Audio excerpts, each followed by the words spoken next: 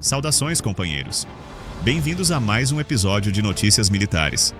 No vídeo de hoje analisaremos o retorno dos bombardeios israelenses sobre a faixa de Gaza, apenas 9 dias após a entrada em vigor de um cessar-fogo negociado pelos Estados Unidos. Um movimento que coloca em xeque a fragilidade dos acordos de paz no Oriente Médio e reaviva o temor de uma nova escalada militar no território palestino. O que está realmente acontecendo e quais são as implicações dessa decisão? É o que veremos agora. Antes de continuarmos, se o tema militar e geopolítico te interessa, inscreva-se no canal e ative o alerta. Assim você não perde as próximas análises. No dia 10 de outubro de 2025, o governo israelense aprovou um acordo de cessar-fogo com o Hamas, mediado pelos Estados Unidos, Egito e Catar. O pacto previa a suspensão imediata das hostilidades, a retirada parcial das forças de defesa de Israel de Gaza e a libertação de todos os reféns israelenses mantidos pelo grupo palestino em troca de centenas de prisioneiros palestinos detidos por Israel. A primeira fase do acordo foi assinada em 9 de outubro no Egito, com a presença do presidente americano Donald Trump, que classificou o documento como um acordo histórico. A guerra, que completou 2 anos em 7 de outubro de 2025, já matou mais de 67 mil palestinos, sendo quase um terço menores de 18 anos, de acordo com as autoridades de saúde de Gaza. Do lado israelense, o ataque do Hamas em 7 de outubro de 2023 matou 1.200 pessoas, a maioria civis, e fez cerca de 250 reféns. O cessar-fogo parecia finalmente oferecer uma pausa nas hostilidades. Segundo os termos do acordo, os combates cessariam, Israel se retiraria parcialmente de Gaza e frotas de caminhões transportando alimentos e ajuda médica poderiam entrar no território para socorrer civis, centenas de milhares dos quais estão abrigados em barracas depois que as forças israelenses destruíram suas casas. Mas a calma durou pouco. No domingo, 19 de outubro, apenas 9 dias após a entrada em vigor do cessar-fogo, Israel lançou nova ofensiva em Gaza. O exército israelense alegou que terroristas do Hamas lançaram um míssil antitanque e atiraram contra tropas que operavam para desmantelar infraestrutura terrorista na área de Rafah, no sul de Gaza, segundo previsto no acordo de cessar-fogo. Os ataques resultaram em 11 mortes em Rafah. O ministro da Defesa de Israel, Israel Katz, afirmou que o grupo Hamas pagaria um preço alto, acusando-o de violar o acordo. Nossa resposta será mais severa, declarou Katz. O exército informou ter lançado uma onda massiva de ataques contra alvos terroristas do Hamas no sul da faixa de Gaza.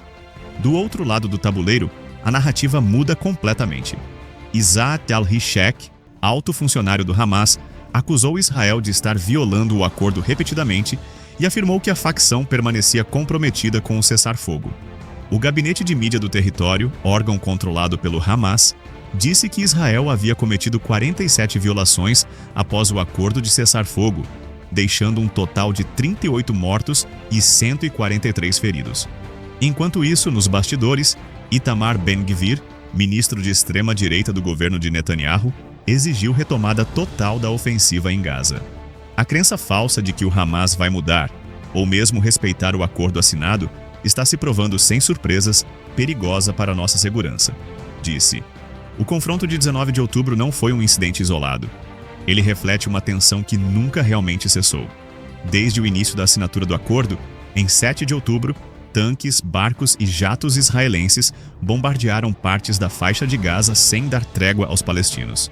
Moradores de Khan Yunis, no sul de Gaza, e da cidade de Gaza, no norte do enclave, relataram bombardeios pesados de tanques e aviões. Vale lembrar que este não é o primeiro cessar-fogo rompido. Em janeiro de 2025 entrou em vigor um acordo negociado pelo Catar, Egito e Estados Unidos. O acordo foi quebrado 2 meses depois por Israel, que recomeçou a bombardear Gaza em março. Situação semelhante ocorreu em novembro de 2023, quando uma trégua temporária foi estabelecida por uma semana, mas rapidamente rompida. A fragilidade do acordo de outubro se torna ainda mais evidente quando analisamos as questões pendentes. Grandes obstáculos ao plano de Trump para encerrar a guerra ainda permanecem. Questões-chave sobre o desarmamento do Hamas, exigido por Israel e rejeitado pela facção, a governança de Gaza após o conflito, A composição de uma força internacional de estabilização e os movimentos em direção à criação de um Estado palestino ainda precisam ser resolvidas. O Hamas afirma estar disposto a entregar a governança de Gaza, mas tem evitado questões relacionadas ao desarmamento, uma exigência-chave israelense. Desde que o cessar-fogo entrou em vigor, integrantes armados do grupo já se reposicionaram em partes da faixa, entrando em confronto com outros grupos e clãs que se opõem a ele. Nos bastidores, o primeiro movimento veio de Washington. Em 29 de setembro de 2025, o presidente dos Estados Unidos, Donald Trump, anunciou um plano de paz para a Guerra de Gaza ao lado do primeiro-ministro israelense Benjamin Netanyahu.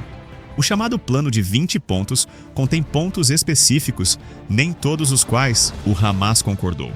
Trump deu ao Hamas um prazo de 5 de outubro para aceitar o acordo proposto. O Hamas anunciou que libertaria todos os reféns israelenses, vivos e mortos, e expressou disposição para negociar o plano, embora não concordasse em desarmar ou renunciar à influência dentro de Gaza. Apesar do pedido de Trump para que parasse, Israel continuou os bombardeamentos até 5 de outubro, matando 70 palestinos. Enquanto isso, a situação humanitária em Gaza se deteriora rapidamente. De acordo com a Organização das Nações Unidas, 857 palestinos foram mortos enquanto buscavam comida em um esquema militarizado de distribuição de ajuda que começou a operar em maio de 2025. Segundo o Fundo das Nações Unidas para a Infância, 1 a cada 3 pessoas em Gaza passa dias sem comer, e há mais de 320 mil crianças pequenas em risco de sofrer desnutrição aguda. E há um precedente histórico preocupante. Em agosto de 2025, Israel anunciou uma nova fase da ofensiva centrada na cidade de Gaza, o maior centro urbano do território. As autoridades israelenses descrevem a cidade de Gaza como o último reduto do Hamas. Em setembro, Israel lançou o estágio principal de sua ofensiva terrestre, declarando que Gaza está em chamas. Os palestinos descreveram o bombardeio como o mais intenso que sofreram em 2 anos de guerra. Uma comissão de investigação da ONU avaliou que Israel cometeu genocídio em Gaza. Israel chamou a conclusão de tendenciosa e escandalosa. O retorno dos bombardeios em outubro de 2025 traz 3 consequências práticas imediatas. Economicamente, a destruição da infraestrutura de Gaza e o bloqueio da ajuda humanitária agrava a crise alimentar, com centenas de milhares de civis desabrigados e dependentes de assistência externa que não chega.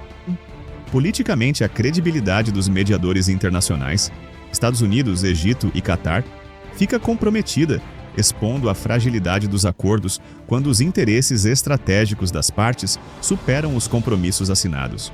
Militarmente, a retomada das operações indica que Israel mantém o objetivo de aniquilar o Hamas e controlar Gaza, enquanto o grupo palestino continua a se reorganizar no território, perpetuando o ciclo de violência. Enquanto as potências falam em estabilidade, o tabuleiro global se move em silêncio.